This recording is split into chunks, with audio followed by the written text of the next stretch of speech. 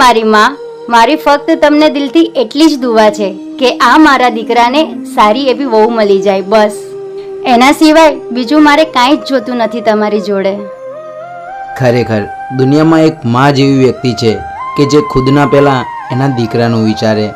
તો હે મારી માં, મારા મમ્મીની આટલી દુઆ સાંભળજો અને કોઈ સારી એવી કન્યાની આપણા માટે પધરામણી કરજો.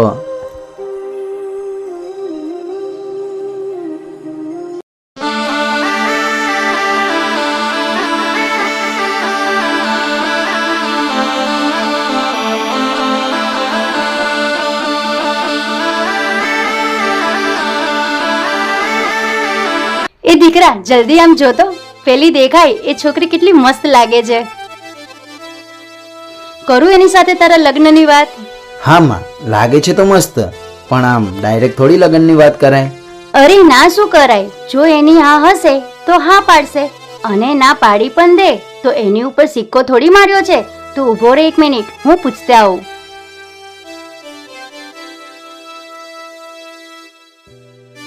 સાંભળ દીકરી, શું તું કુંવારી છે? હા, શું થયું? થયું તો કઈ નથી. જો પેલો ઊભો ને એ મારો દીકરો છે. હું એના માટે કોઈ સારી વહુ શોધી રહી છું.